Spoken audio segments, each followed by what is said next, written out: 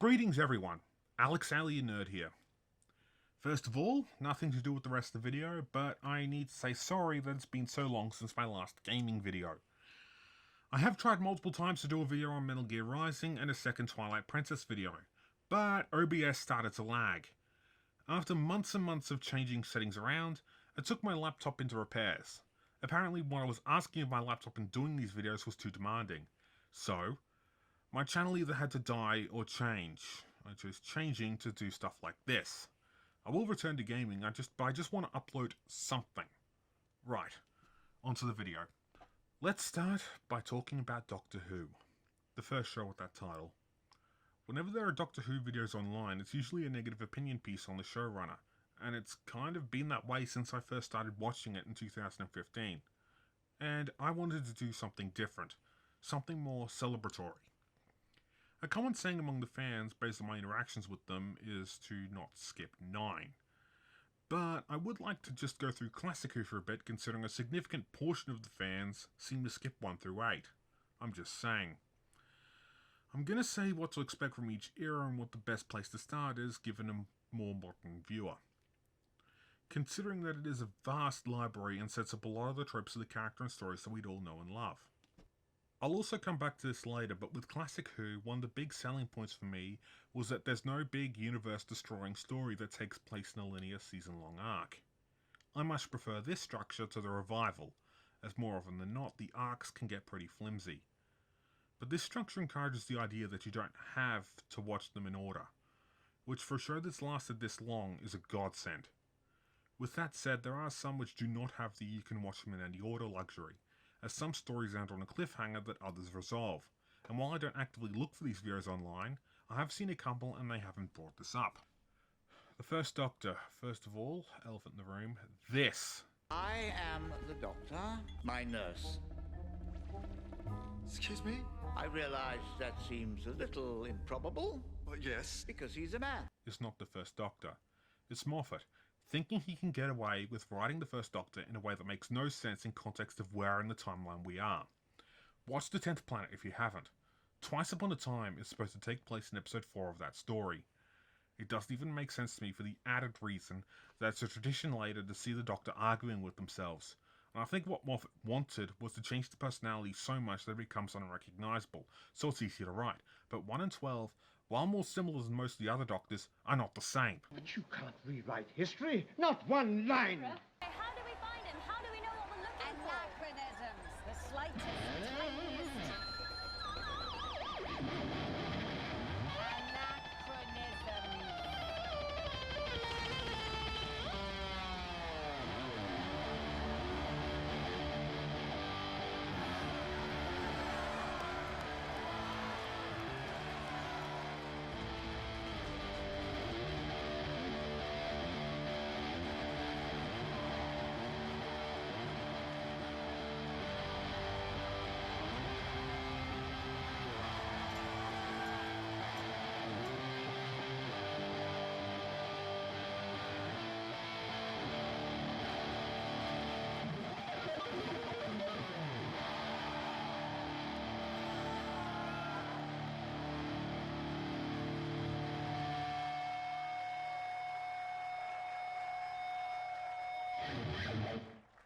Moving on. The thing about 1 is that he's probably the least like the modern incarnation of the character. At least in terms of the energetic, quirky character that loves humans and is a pacifist. He starts by threatening to throw humans out into the time vortex. He's more of the intellectual type, while companions like Ian Chesterton do all the action stuff, making Chesterton probably one of the better male companions overall. With that said, there isn't a sonic screwdriver either. He usually just MacGyvers his way out of situations, so if you're into that sort of thing, I'd recommend it. In terms of where to start, I need to talk about this. TV preservation back then, especially on the BBC, was utterly dreadful. Televised versions of Shakespeare, an entire Robin Hood show starring Patrick Troughton, over half of the first 9-year adaptation and over 100 episodes of the first and second Doctor's run have been lost. A lot of the show has been animated since then, but the more time goes on, the more finding the originals becomes bleak. The first 2 Doctors eras are notorious for this, even if fans don't quite know how bad this got. And, fun fact here, The only reason we have all of Monty Python's Flying Circus was because Terry Jones bought the tapes. With that said, the most accessible point of the First Doctor's lineup is the Space Museum, which has this scene. I call them all. I am the master.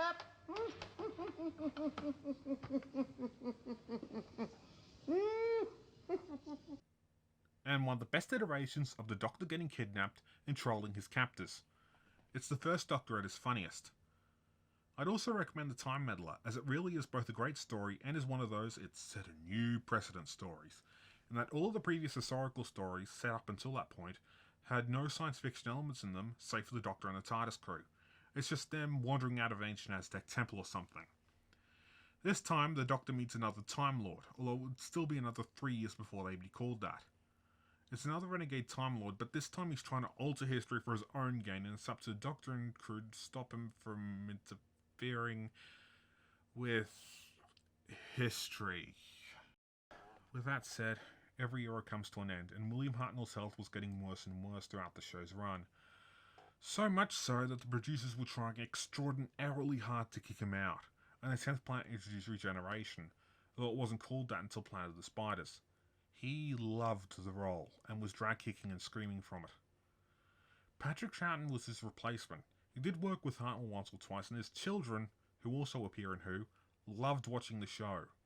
And he felt that being cast was the jump the shark moment, instead of the thing that would give the show the mileage it does.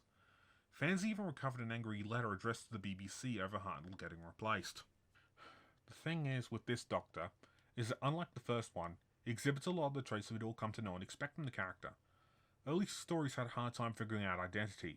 It's understandable, but it's nevertheless worth repeating, as he is quoted a lot in saying that he couldn't do it in the same way. So he becomes the Cosmic Hobo. It's mostly a friendly caricature, to disguise that he would hack an invading alien fleet to change their coordinates to fly directly into the sun, or turn off a Cyberman's power. He is my second favourite, because I don't think this friendly exterior to mask him murdering left and right has ever been done as well. He does come across as legitimately like a friendly character at one point, and when the show decides that he's going to finish someone, they do things the modern show is extremely cautious of trying. That and Troughton is a really gifted character actor. With that said, I recommend Tomb of the Cybermen or Enemy of the World. Both are great stories, with Enemy of the World being a showcase at just what I meant about Troughton as an actor. He plays the Doctor, a dictator, the Doctor impersonating the dictator, and the dictator impersonating the Doctor. Only a handful of other people who have ever taken on the role I could see even attempting this, let alone it working as well as it does. If you also don't mind animated stuff, then Fury from the Deep is another great one. However, if you want to go for the over 2.5 hours long stuff, I recommend Evil of the Daleks and the War Games. Evil of the Daleks is worth talking about because it was actually supposed to be their end, and it actually feels like it, instead of reusing the tropes that this story set up over and over again, but never committing to finishing the Daleks off. Terry Nation, creator of the Daleks, thought they could break away from Who and do their own spin-off, which is why it took them 6 years to make another Dalek story. The War Games honestly is, if you ask me, one of the best, if not the best, series finale the show ever did. The fact that this is the first appearance of the Time Lords is landmark enough, but I hate that in everything since they're not the techno gods that are shown here.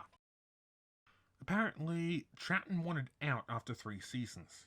He was apparently one of those sorts of character actors who didn't give many interviews. One of the few I could find being about how regeneration was going to end up with the Doctor changing race and sex, and both being changes he embraced. Having established that the Doctors could change, that they could transmogrify into another aspect of this particular character, then there was no real limit to what, to the number of Doctors, or the sex of the Doctors, or the race of the Doctors. Now, I don't say race because they're not creatures from this planet. He would later pass the 3-season rule to avoid getting typecast onto Peter Davison, who in turn would pass it on to David Tennant.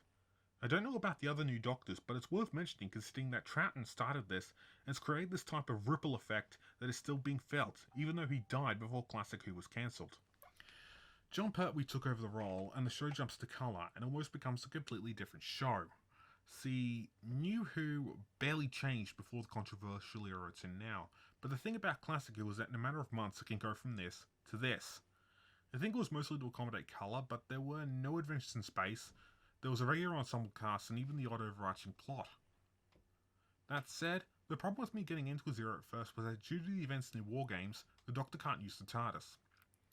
He gets it back after the Three Doctors, which is a fitting way to end the 10th anniversary special. Also, a lot of the stories are longer as well, so bear that in mind when I make recommendations. To give you an idea, his first season has 4 stories, but 3 of them are over 3 hours long. He has to stay on Earth, and here is where Brigadier Alistair Gordon Lethbridge Stewart becomes a regular.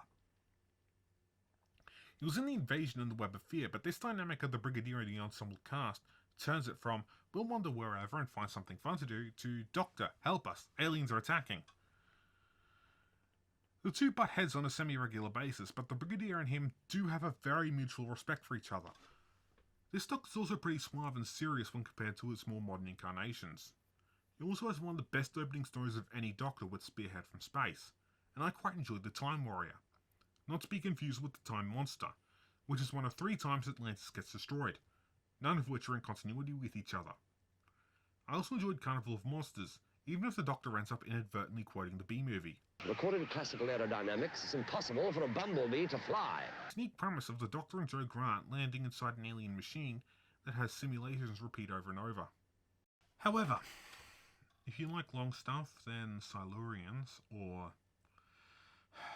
Doctor Who and the Silurians, is a really well-written story about, well, if you've seen The Hungry Earth from New Who, this is the same thing, except it has way more scope, which is strange considering the budgets, and the ending is actually a better one if you ask me. I've also seen people give praise to Inferno. I personally love the alternate reality storylines, and the stunt work here is admirable, and the final episode is really good, but I just prefer the Silurians. If you ask me, Pertwee Zero is probably the most formulaic in Classic Who, but the stories are consistently good. It's just that his 8th series, for example, has the Master as the villain in every single one. I love Delgado in the role, but by the end of Series 8, I was so sick of seeing him for understandable reasons. The Master is probably one of the more interesting additions to Pertwee's run, when he's established as an escape artist that has ridiculous talent. The Sea Devils, for example. The Master is on a sea-based prison, built exclusively for him. The guards are all trained to resist hypnosis, all know each other by face, and brutes coming are only for the guards and the people who run the prison. The Master, of course, escapes. But the unfortunate thing about the character, however, was that he was originally conceived to go through a redemption arc that ends with him sacrificing himself as Pertwee's final story. But Roger Delgado died in a car accident before that could happen, so he got about 50 years real time of murder and mayhem. They do keep toying with this idea, but it's mostly flip-flopping between good and evil. I would enjoy the idea of the redemption arc breaking the Master, like he doesn't want to change, but his antics aren't as fun anymore to him. Now, onto the Doctor that has the most iconic look. The success boosting the show's popularity overseas. The one who every single follow-up is inevitably compared to. If I were to compare them, then I'd compare everyone since him poorly to him. Tom Baker. He's my favourite, with Troughton as my second. There's always some reservation with how the Doctor acted up until this point. Like the crazy moments that cemented his eccentricities and him not being human were always there, but somewhat downplayed, at least by comparison with what came next. Of all the different interpretations and ideas on what this character should be, then Tom Baker's was the one who acted the least like a human. With that said, he has funny lines that catch you off guard, and a genuine sense of caring for the people that are typically being attacked by an oppressive system of government or aliens. His only noteworthy role prior to being cast as a Doctor was being nominated for 2 Golden Globes for playing Rasputin. Honestly, I thought this was a strange choice considering the Doctor and Rasputin should be pretty far apart, but Tom Baker quickly became my favourite. But when watching the movie, he stands out as being good at playing crazy people who are at the centre of attention. Those are his strengths as an actor, if you ask me. Another thing worth talking about is that while my favourite companions are Jamie and Zoe from the Troughton era, the introduction of Tom Baker also came with another change. Philip Hinchcliffe was producer, and Robert Holmes was head scriptwriter. This is my favourite era in Who history. With that said, I think if I were to say favourites, Pyramids of Mars is my favourite one-off Doctor Who villain. City of Death has great comedic writing and the best quotes we'll bridge the entire franchise with. God, that sort of blackmail won't work, because I know what the consequences would be if you get what you wanted. I can't let you fool about with time. What else do you ever do? Ah, well, I'm a professional. I know what I'm doing. I also know what you're doing, Romana. Put the equipment down. It's a great story around the time when the overall quality started to wane a bit. I'm not going to lie that once the season-long arc in Season 16 happens, the show starts to decline. There are good stories afterwards, but when you're watching late Tom Baker era Who, the only saving grace to it after a while is the writings of Douglas Adams. Yes, that Douglas Adams. If you want social satire though, The Sunmakers is an old man rant about how Robert Holmes hated paying his taxes. So, he created this over-the-top villainous society that taxes the populace more than they can give, because they're a conglomerate business on Pluto maintaining 6 suns to keep the temperature stable. This leads to mass suicide and rebellion. It's the sort of story where it doesn't have other Who stories doing the same thing, you can't help but inevitably compare it to The Sunmakers.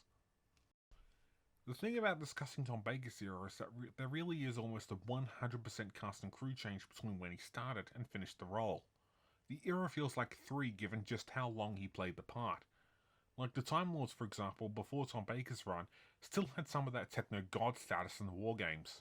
And in Genesis of the Daleks, the TARDIS crew being plucked out of a teleporter, or in the Sontaran experiment, across time and space to destroy the Daleks. Canonically, it's the start of the Time War, so fine, but they erased the Warlords from existence. Why they didn't do that to the Daleks and Thals is anyone's guess, considering they were still having that masquerading of them being all-powerful. But the Deadly Assassin was controversial for making the Time Lords how they are today, which I agree with the sentiment. However, the seeds were planted long before that story. And the invasion of time is Gallifrey being invaded by Sontarans. Yes, I said Sontarans. The egotistical, warlike, cloned brutes that don't bother to fix their weak spot on the back of their neck for real-time decades. I can go through all the different changes in this era, but this is going to take too long anyway. After failing to shoot Sharda, the Series 17 finale, because of a writer's strike, John Nathan Turner took over as producer and carried him into the 80s. And after a year of Tom Baker, we got Blandy McBlondy. Davison is a good actor though, so I'll give him that much. But a huge problem I find with the writing he's given is that... Okay, until McCoy, these are strong 80s Who stories for the most part. But the issue is that Davison is supposed to be written as this ultra-friendly, nice cinnamon roll of a doctor, with more of a connection to humanity than any of the previous incarnations. It's not a bad idea. Tennant and Whitaker are examples of how it could be done better in terms of characterization. Yes, I said that. But I feel like in a lot of the stories, the writers just sort of forget that that's what he's supposed to be. And the result is that the companions like Tegan and Turlough end up being more interesting than the Doctor is in his own show. So he just makes a bunch of cricket references. By a bunch, I mean a couple. And that's it. So when I recommend to you stories from his era, I would like to add that he's my least favourite Doctor overall. Earthshock is the best Cyberman story since the Troughton era. The directing of these episodes is usually the kind that's abundantly clear that what you're watching is a multiple camera, low budget TV show shot on tape, give or take Spearhead from space, which due to a technical error was shot 100% on film. The directing here, however, is very cinematic. I'm honestly impressed considering the time and resources. Also, it has this great abridging of the show. What is it? A TARDIS. A Time Lord. But they're forbidden to interfere. This one calls himself the Doctor, and does nothing else but interfere. It was what kills off one of the most annoying companions in the show's history, Adric. The thing about Adric is that he's a child genius that regularly starts siding with the bad guys and getting kidnapped a lot.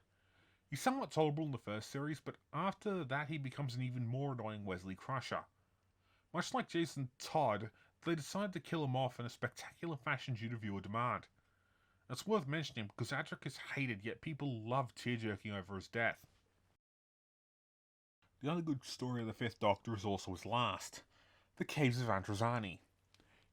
Controversial opinion incoming, but one of the reasons as to why I don't like The End of Time is just how whiny Tennant is.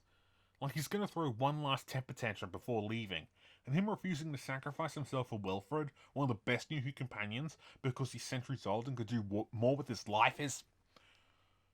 The thing is that I see a younger version of the Doctor acting this way, but here 5 is with, I'm giving my companion the only antidote to this disease, and will not complain about this. I do not care if I regenerate or if this is the end. Also, Tom Baker knew he was going to die as well. That didn't mean Logopolis had to stagnate the plot for about 10 minutes, real time, of him just staring at people looking sad.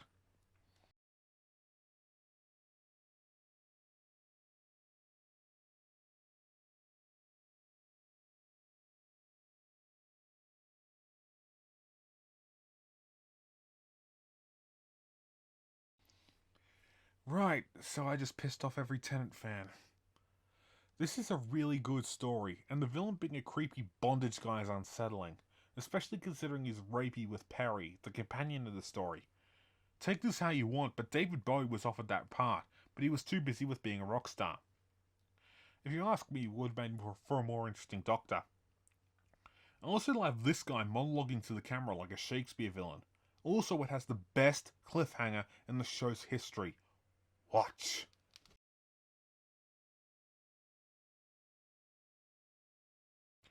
However, now he gets the original, most controversial era. See, 6 was supposed to be something close to the first Doctor, and the last time they tried that, they got Tom Baker, even if he wasn't anything like Hartnell. So I imagine that what they were trying to do was strike gold here. They did not. See, the Twin Dilemma has open mockery of the previous incarnation, which... Yes, the Doctor does that, because each version sees themselves as the best one. But the issue is that there's no time to acclimatize to the new version. It's just, ha ha, if you like the previous one, then I think that guy sucked. Davison is my least favourite, but the guy has fans, and as far as first impressions go to said fans, that's antagonistic. He also strangles Perry due to his post-regeneration madness, and he decided that this was the best look for him. Look at how garish and awful that is. I even photoshopped Colin Baker's face onto the body of BBC Sherlock when I found out that what he wanted wasn't all black blend into the night getup. I get the feeling that JNT or someone associated with the costuming really wanted to put Colin Baker in embarrassing get-ups. He was also a massive fan of the show and wanted to outlast Tom Baker in how long the run would be. Unfortunately, Doctor Who would be cancelled twice and he'd be fired before the 9-year mark he craved. This Doctor is very egotistical and can come across as dickish to his companions, but after the Twin Dilemma, there was an attempt to mitigate the damage done by turning his character down, as the Twin Dilemma caused such bad blood that it coloured his version of the Doctor to many fans, so they stopped watching. But there was another big problem. See, one of the more experimental episodes was Resurrection of the Daleks, which opted for 2 45-minute episodes instead of 4 25-minute episodes. This was a massive hit, and the first of Colin Baker's seasons was then ordered to fit that structure, which the writers were not used to. At all. See, with 4-part episodes each being 25 minutes long, the mindset was that the Doctor and company would assess the situation and then get to the thick of it by the end of episode 1. The problem is do that here and the assessing takes up half the story, when it really doesn't need to be that long. And the second part is extremely rushed. In Revelation of the Daleks it didn't even do that. The Doctor and Perry are mostly wandering around in the snow. Thankfully this style got abandoned until writing 45-minute self-contained episodes were the norm, and it occasionally gets decided how about 2 45-minute episodes telling the same story. Then there is the Trial of a Time Lord arc. Oh boy. I didn't plan on talking about these arcs in detail, but the key to Time arc is a godlike being telling the Doctor, I will steer the TARDIS with my mind, do this fetch quest for me. And the stories take up collecting these items needed to control reality and keep the peace. As an arc, it's probably the strongest in Who history, considering there's a reason why the time and space travels encounter in the first episode foreshadowing something in the last episode. But they decided to do an arc again, and... Right, the premise here is that the Doctor is on trial for interfering with other species. It's not unfounded, but the problem with that is that this takes 14 episodes to do what the War Games does in its final episode, to much greater effect. If you prefer Troughton to Colin Baker, which is a general consensus among fans, even to those who like this era, this just comes across as a worse version of that, no matter the idea that the trial might have tampering in it. However, there is a far bigger problem with Trial of the Time Lord. The Valeyard. See, Trial of the Time Lord was written by Robert Holmes, one half of the greatest creative duo the franchise ever had. The issue was that he died partway through writing the finale, which was supposed to say that the Valeyard was the Doctor, on the last life, and he was going to a previous point in his life and taking his remaining regenerations. Timelines be damned. Then there was this other writer who decided to finish what Holmes wrote, yet he didn't like John Nathan Turner, the showrunner, and not only quit, but due to legal reasons they couldn't use his script. So Pip and Jane Baker had to rewrite the finale but couldn't use the logical conclusion. And the best way to describe the Valeyard now is that he's the Doctor's dark half. How and why it's separated from the Doctor and given life is never explained, especially when the Doctor has constantly shown the dark half in this incarnation. I really want you to bear this in mind, as there are okay stories of the Sixth Doctor, and in terms of characterization and the performance he gives, Colin Baker is my favourite 80s Doctor. It's unfortunate that he was let down by everyone around him. The story that everyone seems to point to as an outlier is Vengeance on Varos, which is another social satire, which is an extreme parody of democracy. This time where a politician screwing up means the death penalty. There's a highly controversial scene in this episode though, where the Doctor stops the guards from putting him in an acid bath. All I have to say in response to that is that while he prefers not to kill, he's killed a lot. I also love Syl. He's a disgusting parody of capitalism, not unlike the Ferengi, except I find him to be a bit more repulsive. There's also Marka the Rani. The Rani is a character that everyone wants to see come back, and I agree, on the condition that's how she's shown here. Here, she's an uncaring scientist that doesn't care about her experiments destroying lives, and just wants to persevere with her work. She's basically Shao Tucker from Full Metal Alchemist as a renegade Time Lord. Oh, and this has my favourite Alien Master moment. Anthony Ainley is my favourite version of the Master, and he has two defining traits that separate him from Delgado. The first is his disguises. He would very frequently disguise himself in such a way where you couldn't tell it was him, whereas the Delgado Master's disguises were not fooling anyone. The other is an almost Flash Gordon villain-like commitment to never staying dead. Some people think that Missy and Dwan version coming back can generate plot holes. Well, in between Ainley's first appearance in Mark of the Rani, he survived, riding townspeople in a collapsing cave only to kill him because he built their entire society on lies, and in another story he finished it burning to death. After each, he shows up again, and this is the only thing close to an explanation. I thought that last mad scheme of yours had finished you for good. You jest, of course. I'm indestructible. The whole universe knows that. Oh, and after this, the Master in another story is left on an exploding planet undergoing a genetic transformation with no TARDIS or any way to escape. 2 scenes later, surprise, bitch! At this point, an elaborate explanation on him surviving a gunshot wound in Last of the Time Lords is the outlier. Which brings us to the Sylvester McCoy era, which is an interesting era considering this was when the show was actually getting good again, only for it to be cancelled. This version of the Doctor is the first to grow into what they were going to be since the second one. See, after Colin Baker was fired for the stuff that, as I said, wasn't his fault, they kind of had nowhere to go, and there was ample evidence at this point that nobody cared. A great example of this, they decided that the best double for the overweight 6-foot-tall Colin Baker, as when asked for a regeneration scene, the people behind it got a pissed off no from Baker, would be the slimmer 5'6" Sylvester McCoy in a wig where you can see the real hairline. Also, Trial of a Time Lord decided to axe a companion in favour of screaming.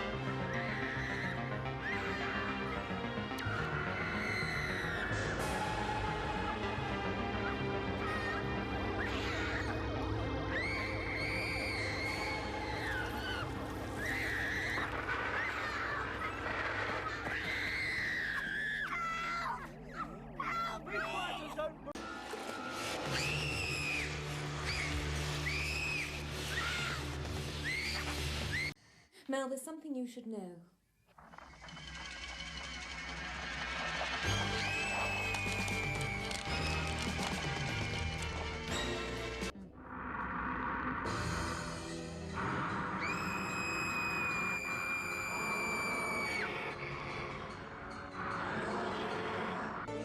Why don't I hear any screaming?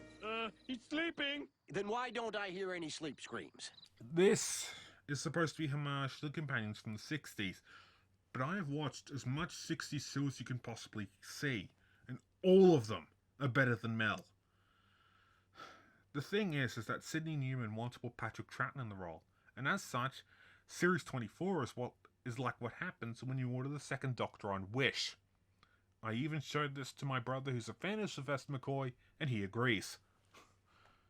Series 25 and later has Ace, a far better companion, and the chessmaster iteration of the Doctor, who would, in The Curse of Fenric, gladly throw his companion under the bus for a win. He also blows up Skaro. I guess the Daleks got what they wanted with total extermination of the Thals.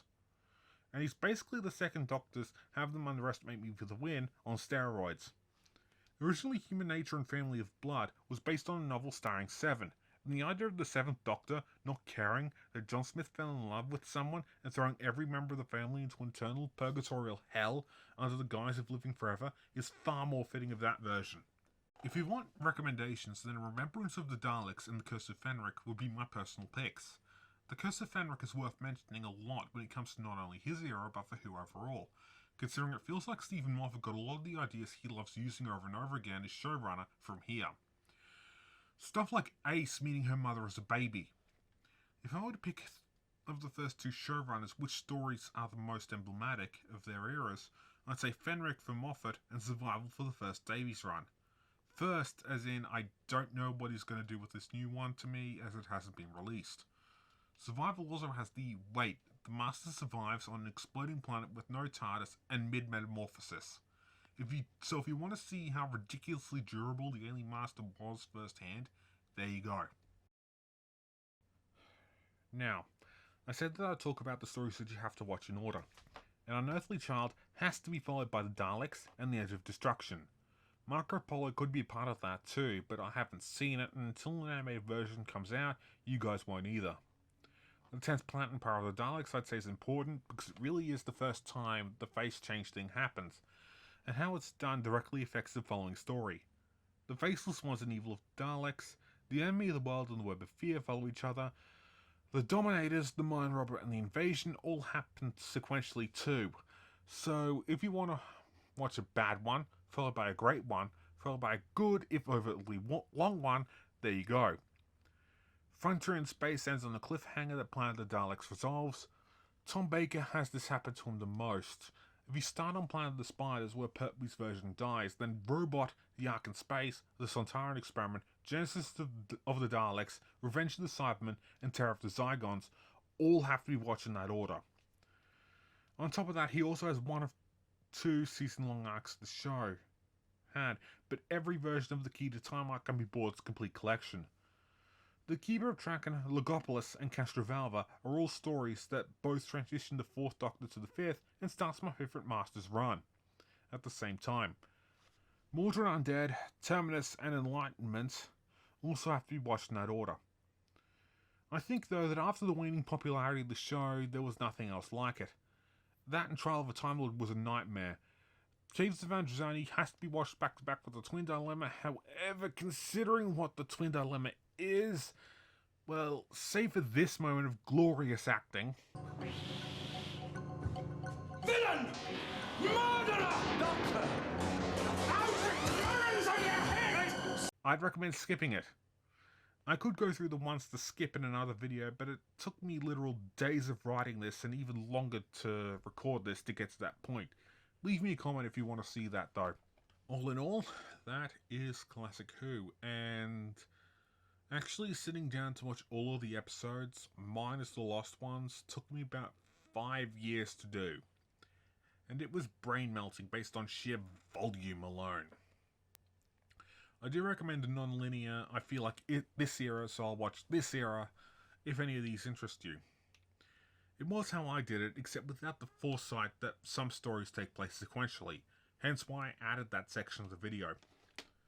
If you want to, however, if you do want to see the Doctor fight the Master with the help of UNIT in no time and space travel 5 times in a row, sometimes lasting up to 3 hours, then fine. But I just think for all those that don't, I made that section of the video for.